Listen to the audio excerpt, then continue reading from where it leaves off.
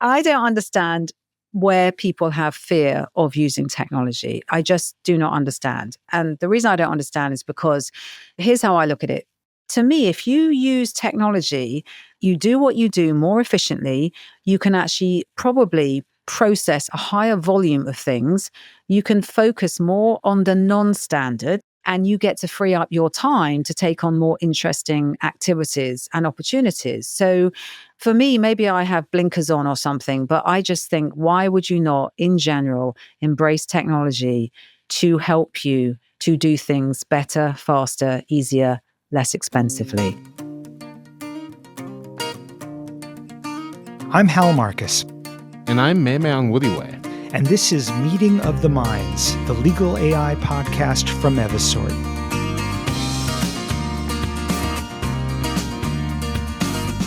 We interview lawyers, professors, and legal operations pioneers that are pushing the envelope. Leaders using technology to drive great business outcomes and shape the future of the profession. Hey, Hal. I'm really looking forward to sharing our conversation with Carol Hopperton. She's the legal chief of staff at Vonage.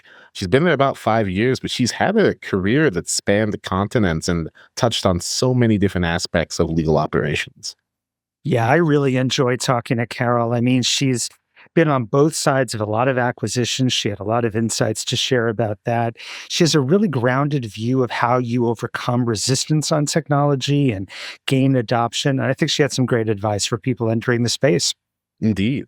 I also like how our story really underlines the global phenomenon that legal operations has been in the last decade or so. And I find it really refreshing how she doesn't just laser focus on implementation, but talked a lot about maintenance and actually making sure that the platform that you've implemented drives value moving forward into the future. So yeah, really excited for folks to listen to her perspectives. Yeah, absolutely. Long-term view. All right, well, let's jump right in. Carol Hopperton, thank you for joining us today. Very good to have you on the podcast. Thank you for having me. I pride myself on being good with accents, and I detect Florida. Am I getting that correctly? You're absolutely correct. See, it's obvious. No, I am not from this side of the pond. So yeah, shall I take you through a bit of, I guess, my journey and where I started? And please do. How I didn't throw Florida at you randomly. You live in Florida now. I do live in Yes, Florida. okay. I do. Thank you. I actually love places like Florida where the sun shines and I can be very comfortable. So yeah, in terms of my journey, I started out way back in the day in the UK in my first role, which was actually, I worked for British Aerospace in their sort of military aircraft division, which was, really quite fun. Big company in that sense. And back then we had something called really commercial. So it was almost, you had really, really, really back office kind of legal folk, and you had commercial people who really, again, just sort of negotiated contracts, etc.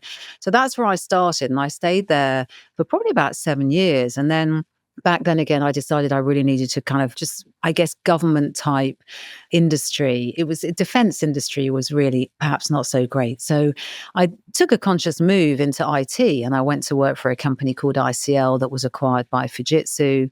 And I moved around there. I spent a lot of time in their sort of retail industry or retail software industry and stayed there for about, I think it was probably, again, 7, 8 years, again, commercial kind of role. So very much supporting sales, negotiating contracts and everything that goes with that. And then it was kind of quite a big change, really. I took a change to move to an earlier stage, kind of privately owned, not quite a startup, but a company back then called Kramer. And I kind of moved my location.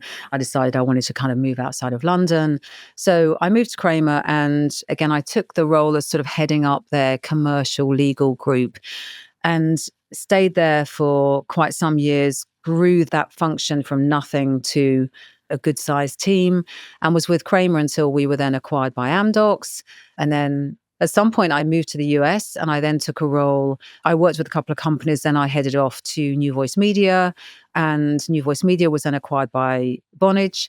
And that's where I am now. And Vonage has since been acquired by Ericsson. So it's been a bit of a journey across working from the US and the UK, working in sort of large companies and small companies. I would say with a few different roles in between, moving into even professional services, etc. Did an awful lot of work travel. So have really, really worked with different cultures, just different countries. But 90% of my career, the thread that goes through it all has been the sort of legal function, legal commercial throughout. Yeah, and I'm curious because you've been working in a space that's now been defined as legal operations, but before that definition was concrete. And so, I guess at what phase did you realize that you're working in this domain of legal operations? And has it always been something that we would call legal operations today? Could you give us a little bit more insight into that thread? Yeah. And I think, again, everyone's got their own sort of different lens on this. But for me, certainly with the sort of smaller companies, you tended to do legal operations as part of the role. So to me, there's inherently kind of two parts to commercial contracting. There's negotiating the actual sort of contracts, and then there's actually ensuring that you have all of your processes and set up. So things like, it's all very well to negotiate a contract, but you've got to figure out once it's signed, where's the contract kept? What data do you need? What do you need to track? So all of that was just for me kind of part of my role, because when you have smaller companies, you just don't differentiate. So part of the role was kind of getting people in, getting teams set up, and inherently making sure that everything you do, how you do it, is going to satisfy your needs at that point in time. But because you're in a company that is inherently growing, you've got to make sure that you're setting yourself up to do 3, 5, 10 times as many transactions in an efficient way. So it's kind of inherently part of the role. And I think for me personally, it just really segregated when I joined Vonage, because Vonage was so much larger and really did have that segregation. And so coincidentally, legal operations by then, 5 years ago, was pretty well established. And so I took a role that was focused specifically on legal operations.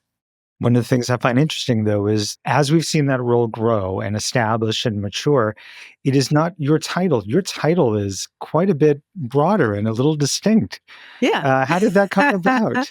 Legal Because chief of staff is a really intriguing title. Well, so I think like anything, there's kind of, I wouldn't, trends sort of underplays it really. But I mean, everything changes, yeah? And so just as we're saying, legal operations didn't really exist in that format, it does now. Once you establish it, you have to, it helps, doesn't it? It grows from there because you have to ring fence it, you figure out what it is, then it's sort of, it starts to grow. And I think what I found really interesting is, for me, I think because I had such a large, I guess, experience of like general, more business related. What I found personally was, while legal operations is a great career choice, for me, there was something missing. I actually I had other experiences that I really wanted to utilize. So what's really interesting is, just as with legal operations, chief of staff in certain areas has been around for a long time, but the legal chief of staff role, I think, is just tracking a similar trajectory to legal operations. So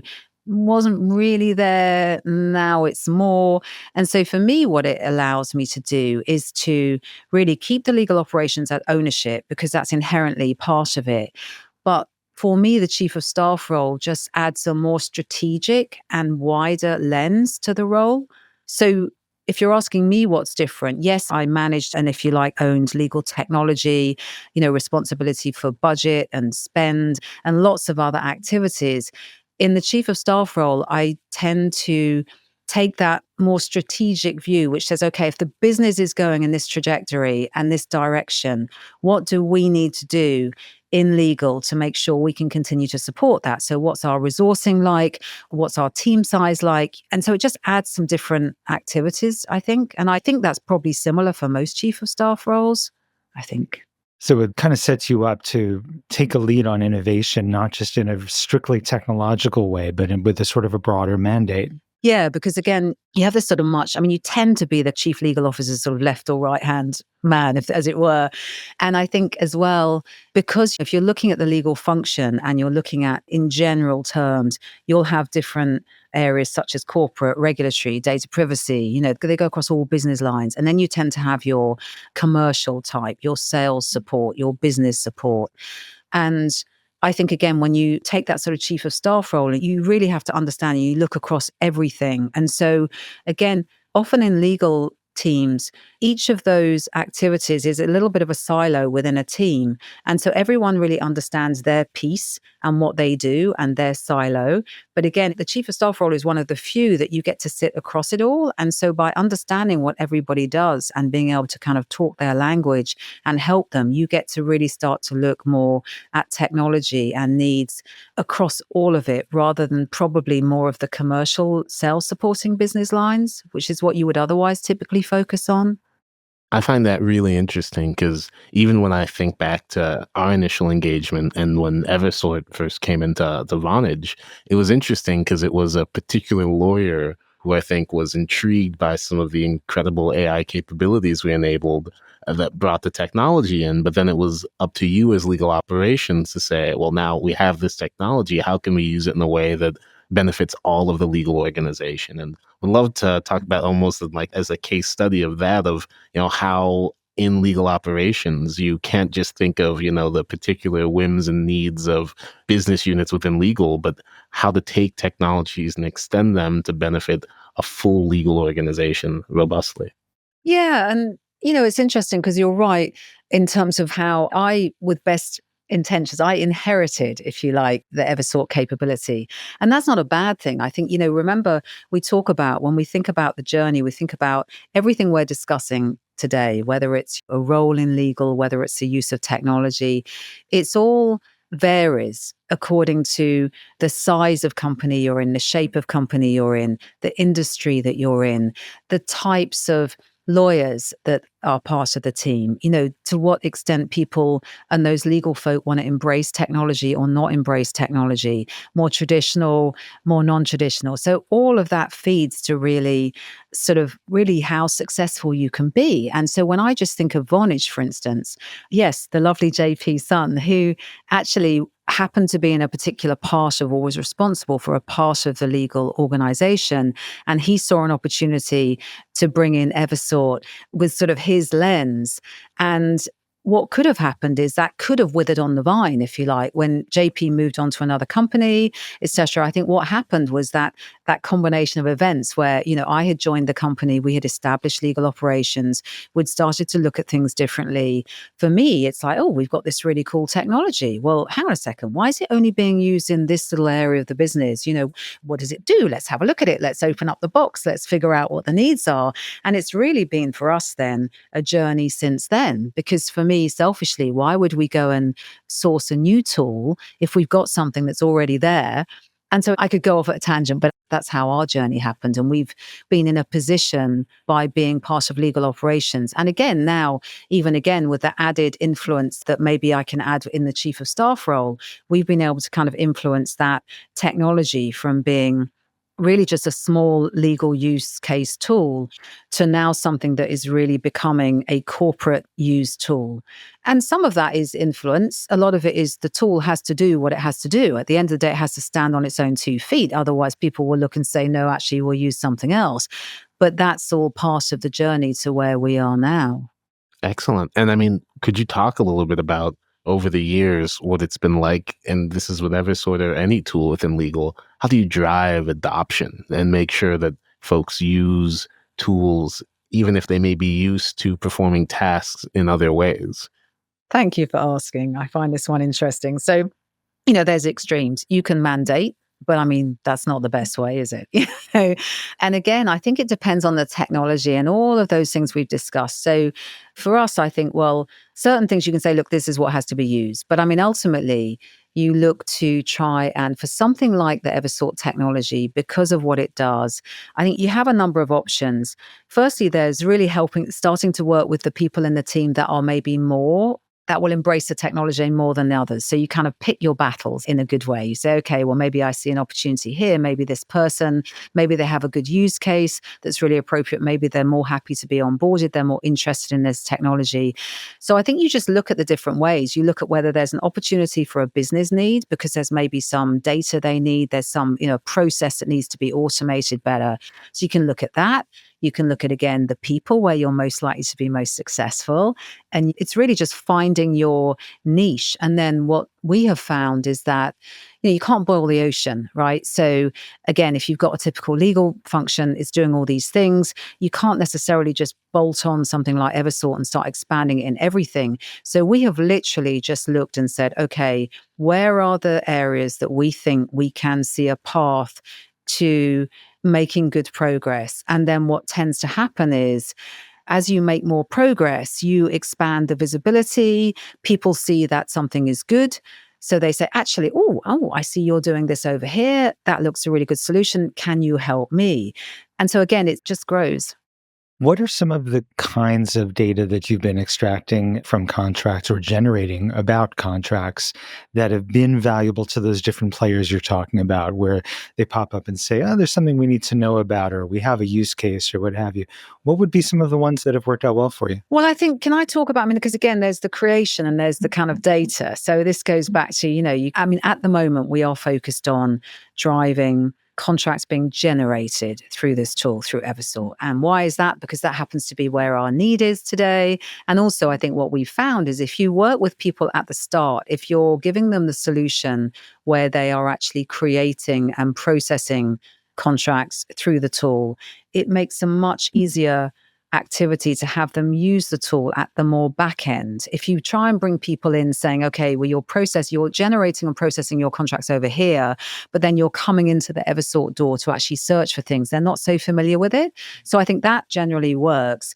So in terms of our processing and generating, as you go through that journey, the idea is you then also at the time discuss and agree what particular data that those groups want to extract. Because again, if you break it into two sort of buckets, as it were, you've got standard data that most people want to extract, which is, who's your counterparty? What's your start date? What's your expiry date? What's your renewal? It's kind of pretty generic. And when you then look at your contracts and what business line or what they're covering, there's always going to be, if you want to serve a team fully, you're going to have to accept that there's standard data that they want that probably exists today. And then there's maybe specific contract type data that is maybe specific to their types of contracts that ideally you then look to build in. And if you can deliver both, you can get people to then fully utilize the tool and extract their data and their reports, which gives them those two buckets of data, I would say. So a lot of it is about getting to the data points that they might not have known up front, or that might not be pre-built in most systems to look for. These are the things that are specific to their needs. And do they change over time? Yeah. So if I understand you correctly, so, again, it's about extracting data is about what are you going to do with it, right? What is it you need and why do you need it? What are you going to do with it? I'm just trying to think of a use case. So if you think about a team that wants to focus on, they want to prioritize, maybe they've got 500 contracts, and obvious data is which are the ones that are coming up for the renewal the closest, so that they can say, oh, okay, well, I'm going to work on this one versus that one because this one's due to renew today, this one's due to renew in 3 months' time. So there's that kind of data, and you can use that to then drive maybe the way you work or how you'll prioritize. But then, of course, you've always got your completely other extreme, which is, if you take something like during, COVID or something where you have an event that you then say, actually, I now need to look at my entire base of X types of contracts for something that I wasn't actually really contemplating at the time. And so that's, again, a completely different scenario where you then go in and say, okay, let me push these through and see if I can extract the data that helps me to make decisions around something that I didn't anticipate. Some of the urgent needs that popped up during the pandemic were things like force majeure in vendor contracts, partial performance payments in service contracts, so you can keep your cash flow moving. Yeah, so many things suddenly popped up that no one had really been too concerned about before. I know early on in what was really exciting, and I think what drove a lot of our collaboration, was your interest in the self-service nature of some of the workflows that Evisort provides, and the fact that you don't have to come to us to change every little thing. Can you talk about the role of self-service when it comes to workflow tools and being able to build out some of these workflows on your own without relying on a provider, and how that enable teams to engage more deeply? Yeah, I think for us, again, that was really key. And again, why? So it depends on the company, industry, etc. But for us, we have been and we continue to be in a really dynamic environment. So I think if you're going to have to use maybe the solution provider or a third party, it's almost like you really need to be able to spec something out and then sort of hand it over. And that doesn't really suit our world. So for us, in some cases, we are taking established processes and building workflows to, if you like, mirror something that either exists in another tool that's maybe being retired, or it's something that's done manually and you're trying to automate it. But equally, we've just got this dynamic nature where in some cases we don't even have the process. So we are engaging in new types of engagements, new types of business. And so you don't even have something to start with. You're almost trying to build something, to automate something, but say, really, just take me through who needs to do what to whom, by when, to get this from a request, if you like, to a contract being able to be produced and processed. And so for us, it's just really important that we can do a lot of that work. So do we get help? Yes. But I think for us, it's really important, and the ability to be able to just work so easily in the workflow environment and make adjustments, changes, etc., is just something that had to be for us.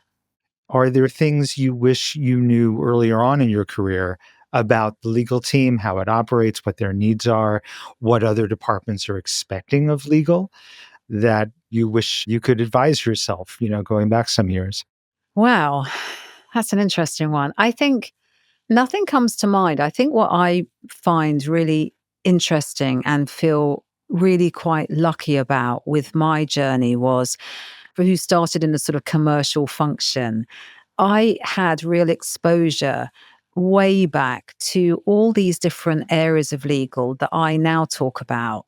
So things like IP. I'm not an IP expert, but I was introduced and could speak and understand their needs. They're just really all those different areas that, even though some of those I put away and I almost didn't touch for years, as I come back around now, and certainly in, say, my role in Vonage, in that type of company with the type of legal operation or legal function it has, serving all the needs it needs, I am almost saying, wow, over my time during my career, I have dealt with people and engaged with folk in all of those areas. So I'm almost bringing it to the table now, and I've got it in one go. I might have acquired it over the years.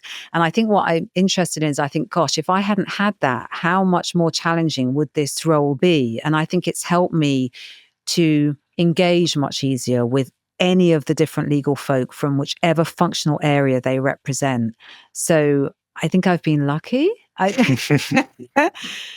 So the legal skills and knowledge of that is obviously helpful, but what other skills? I mean, obviously you bring other skills to the fore beyond that experience and that led you down this path. What are some of the other skills that you think are really essential to being effective in these roles?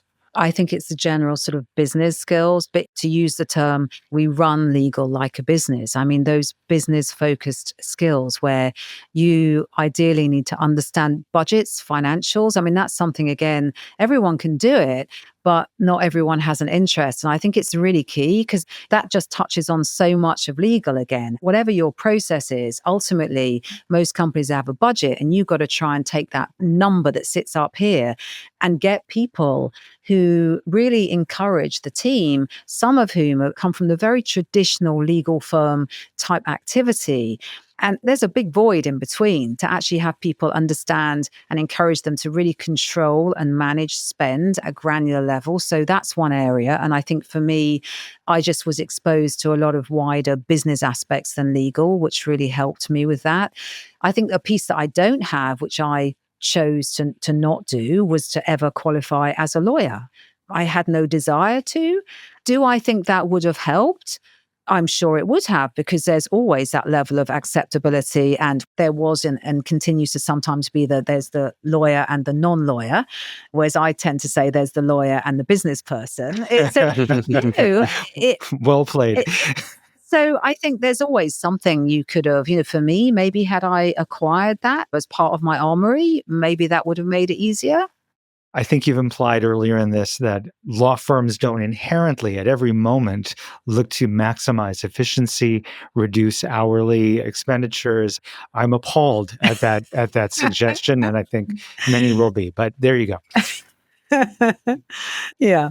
Pulling that thread a little bit, though, regardless of who legal operations rolls into, legal's inherently supporting the entire organization, right? Even just within contracting, it'll be sales agreements, it'll be vendor agreements to the vendor team, it'll be IT agreements to the technology teams. What do you think about, and how can you best engage with these teams outside legal to make sure that when you're rolling these things out, they've got strong adoption and engagement in the deriving value as well? Because it can be difficult when you're working with those multiple stakeholders. Yeah. And I think you have to be very flexible because at the end of the day, people are people. And so you can work your way around functional areas.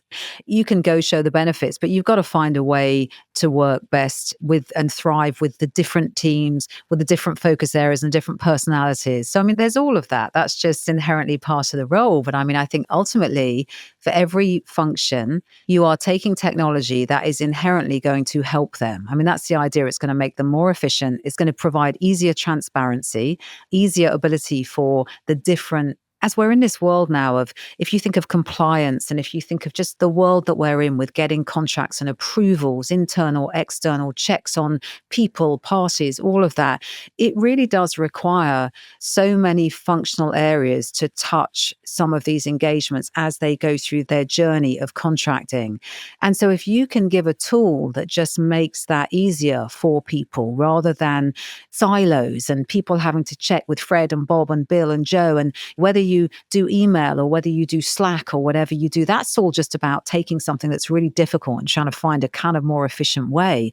But if you put all of that in a tool, such as we're doing with, say, Evisort, the proof of the pudding is in the eating. You give people something that helps them. And if it helps them to be more efficient, to do more with their day, I think it just inherently they come to the table more. And so you go on to the next one. Proof of the pudding is in the eating. I hear that from Floridians all the time. Such a local idiom. No, you're really making me laugh. It's not my Englishness. Something else I've also was interested in, and maybe even giving advice to folks on, is the fact that you have been a part of so many different acquisitions of companies on both sides, both the acquiring side and the acquired side, at companies large and small. I know for a lot of folks on the legal and legal operations side, if they've never experienced that before, it's something that they might always hear is kind of a fire drill that's incredibly difficult and maybe even something to be feared or worried about. Any advice or just insight into what it's like to experience those kinds of processes in the different ways that you have in your career? Run at the wall comes to mind the most. Any activity where you are engaged in that, they're inherently stressful and everything is urgent. And it's all about suddenly being able to find documents, things that just in a way that you've never had to respond to before. So I think actually, for me, I would love to go through that sort of thing now with a tool. No, seriously, because I've done it before without the tools. I mean, that's where again you can always use processes. I mean, I've done things before where, for instance, I've had extremely structured, just sort of filing systems online where absolutely you can access everything A to Z, which is hugely better than a lot of places, but nowhere near the ability to be able to pull data and slice and dice data and analyze data in a way that we could now, for instance. So I just think it goes back to every earlier stage company that I have been with. The very fact is you are always aiming to have an exit event at some point. And so if you come at things with that in mind, no matter how small you are. I mean, there's always a case of you don't put things in, you don't buy certain technologies when you are this size because it's not economical, right? But I think you have to say, but I know I'm going to have to be able to get to here at some stage. So is my journey and is what I'm using and are my processes at least going to give me a path where I'm not going to hit a wall? And you can move from manual to solution, etc. But I think I see it as an absolute test case. One of the companies a long time ago that I went through, we were being acquired. I took it, it was almost like a competition. Everything that was asked for, I just was like, yes, because we were able to find that information, find those documents, find those contracts, provide that information. That's a great test, no? Absolutely. I see. And it's challenge, like interesting, Strange. one of those words that, you can read so many ways. In the post-acquisition scenario, or after an acquisition, a merger, what have you, and then you're trying to optimize the business, you're trying to reconcile the different practices.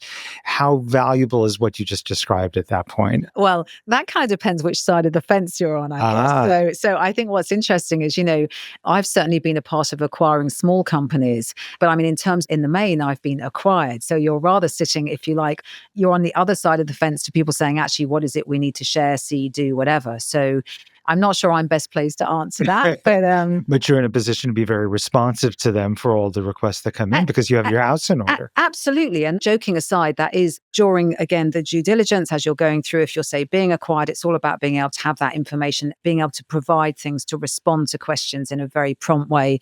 And yeah, to your point, as you go into the sort of post-merger integration, then you're in a different phase. And I think it's still equally very nice to be able, because often you're asked the same questions, you're asked to provide the same information. It's just from different people with a different lens. So again, it's all about being really organized and structured and be able to provide that still in a timely fashion. So it's still a nice challenge. And some years ago, I was GC for a small software company that we sold to a much larger software company. And because we were small, I had negotiated just about every contract we had. Yep. I had drafted most of them. Yep. So I had several hundred contracts that I knew intimately well. And I had decent records on, decent notes on and such. Nothing like the level of automation or analysis or AI that we could apply today. But by virtue of that, when the time came for the acquisition and we were going through due diligence and such, I was in a good position to be very responsive.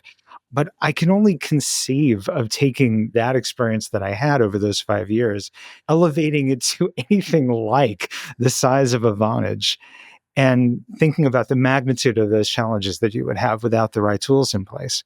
Look, it's all a journey. And I think one of the things I've learned throughout my career is there's kind of right place, right time. And you look at all the things that any of us have to do and you say, which are the things that I can see a path where I can sort of make some good progress? And which are the things that are just, for whatever reason, they just haven't got the right level of commitment or whatever. So when I think of, again, say, Vonage and the complexity, so again, with the history of, say, 20 plus years, I mean, I've only been there, say, 5 years, but the company had made 8 to 10 or so acquisitions. So it's exactly that. Can you imagine all of those different, each of those companies that came in, different processes, different systems, not just different business lines, different everything. And so one of the things that I think we were challenged with was it took a long time to consolidate that. And I think we are only now seeing and being able to use, for instance, Evisort, because we're using that, it's a single tool. Now is the first time that we're sort of almost able to, when we transition any one of those processes that come from any one of those original acquisitions, it's the first time that we've almost got that combination where we're making some of those changes to processes and we have a single tool that we have elected to use. So it's the first time we'll see that everything we move start to go into, say, Evisort. And that's just because it's luck, it's the right time, it's the right place, it's the right environment.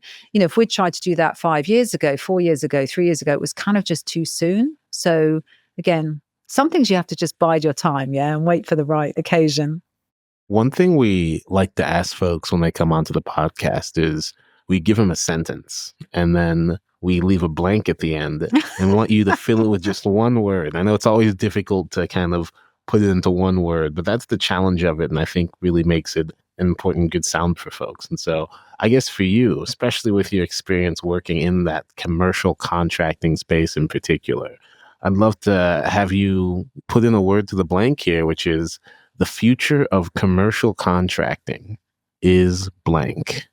This is supposed to be one of those things where you just come up with your first instant It's not answer. exactly a Yeah, but Rorschach test, we have but editing rights, so we can make it sound like it was your first Well, instinct. I'm validating my mind because I don't want to sound like I've come in here, so I'm going to say the right thing. And that's what's really, really bugging me. So the word that comes to mind for me is technology. But I sound like I think you're right to say that. I think, I mean, as you said, you've done a lot of these processes without technology historically, right? and I go back to, I mean, again, I don't want to go off at a tangent, but look, I don't No, understand. tangents like jokes are I- required on this I- podcast. Please. I don't understand where people have fear of using technology. I just do not understand. And the reason I don't understand is because here's how I look at it. We all come to work every day. Well, for those of us that have to work, we come to work every day. Ideally, you want to enjoy what you're doing. Yeah. You want to feel that you're moving the goalposts. You want to feel that you're being efficient. No, I mean, inherently, you want to do things that you feel are making the difference. And to me, the obvious thing everyone's trying to do is we're trying to do more with less, right? So to me, if you use technology, I fundamentally fail to understand this concern that some people have around maybe technology taking their job or taking whatever. I think it's about just saying you use technology, you do what you do more efficiently, you can actually probably process a higher volume of things. You can focus more on the non-standard. So you want machines, technology, don't you, to just turn the handle for things that ultimately are not terribly exciting and not different. You then get to focus on the things that actually fall outside of that bucket, if you like, and you get to free up your time to take on more interesting activities and opportunities. So for me, maybe I have blinkers on or something, but I just think, why would you not, in general, embrace technology to help you to do things better, faster, easier, less expensively? So, do you see a lot of resistance? Have you experienced much of that in the kinds of change you've tried to implement? Oh, yeah. So, I'd love you to elaborate because I know you're saying, I don't understand it. And yet you see a good deal of it. So, does anyone share with you what their concerns? Because I think, look, I don't think there's a one size fits all. Inherently, when you are implementing this kind of technology, you are dealing with people and we are all different. We all have our hopes, our fears, our. So I try and deal with it individually. It's like, okay, so is this person just not really embracing it because they don't like it or they don't understand it or they're a bit nervous about it or they're just so ingrained in doing what they've been doing in a manual way? I mean, there's many different reasons, I think, why you can find yourself in a situation where people are not opening the door and hugging you and saying, please come in and help me with implementing this technology. So I think from there, it's about understanding very quickly who is really embracing it and saying, yep, yep, yep. And then who is kind of maybe not so, or which function, which team, which area, and just looking at what their concerns are and try and address them in a very individual way to help them. I mean, everyone's different. Everyone's needs are different.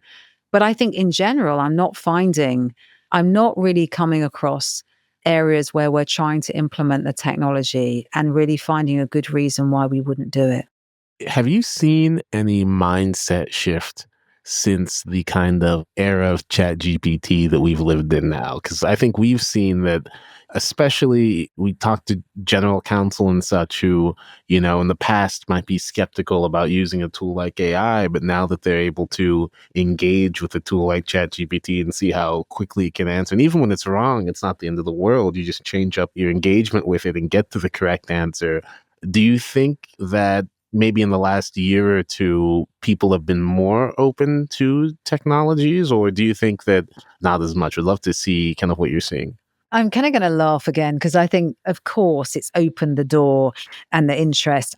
Again, I tend to think legal teams can be a little bit unique in terms of their desire to embrace solutions and technologies such as that. So again, I kind of smile because I sit and think on a fairly regular basis.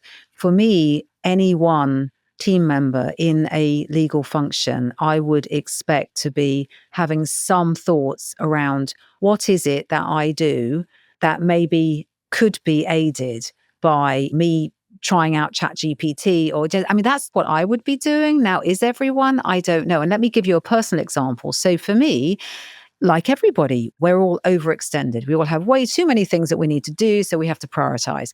And so, for instance, one of my activities over recent times was for the many new hires we've been really trying to close.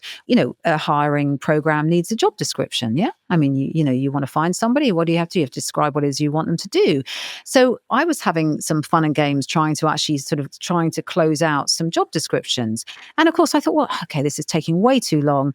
Don't have the time for this. I'm just going to put my requirements into ChatGPT.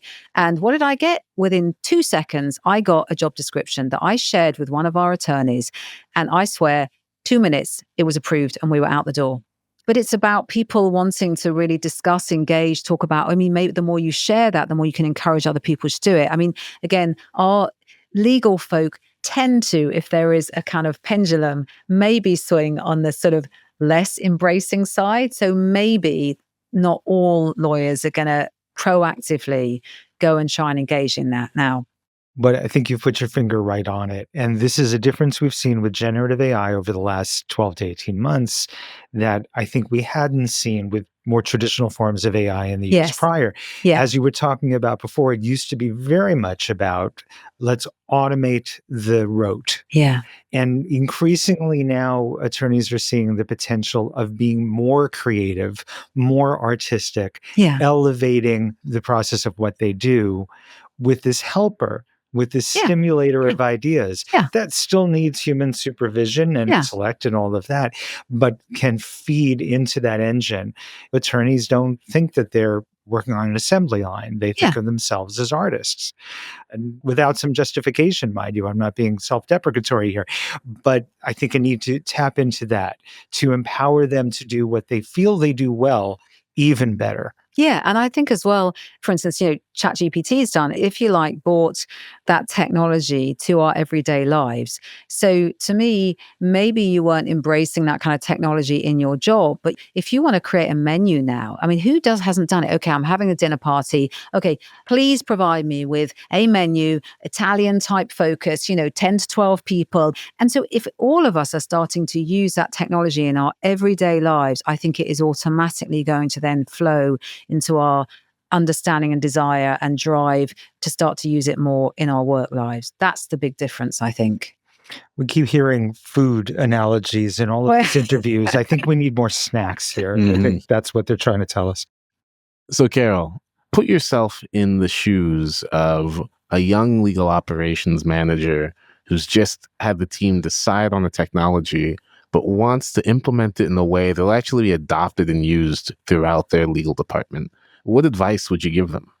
I think it stems from, if you're trying to implement, you have to really understand and work with whoever you're trying to support so that you are totally aligned. You understand how it's going to help them. They understand what the technology is going to do. You got to really just align with that. I think secondly, even when you implement technology, it comes back to you've really got to spend time cycling back around actual users and really understand if they like it or not. Because it goes back to, you can implement something, you can kind of get it working, but if people aren't really embracing it and really feeling as though it is helping them in some way, it is helping them to do something faster, easier, slicker, whatever it is, it's going to just wither on the vine. How many technologies have we all seen where they get implemented and somehow they just don't really progress from there and ultimately they'll get switched out? So for me, it's almost find your area where you think you can be most successful. Make sure it's the right time, because if you try and push it too soon, you're probably going to fail and it's probably going to be harder to come back from that. So just make sure you have a use case that looks like you can get success and then just keep building on that and don't get complacent. So don't just assume that, just keep going back, keep going around, keep checking that even as you've implemented it, that it is being seen as adding value. And also, I think one of the biggest challenges is making sure things are maintained. So there's often a lot of focus in implementing technology. So you could implement simplistically a contract workflow.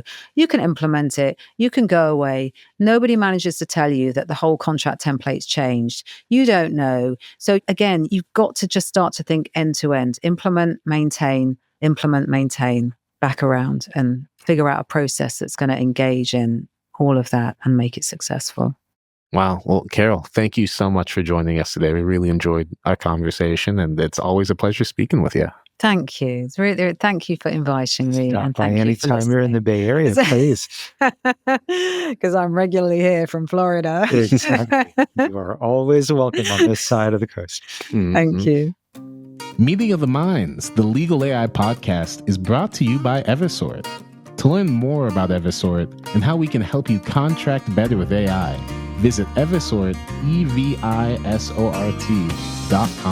You can find Meeting of the Minds on Apple Podcasts, Spotify, or wherever else you listen to podcasts. Don't forget to click subscribe so you won't miss future episodes. On behalf of everyone here at Evisort, thanks for tuning in.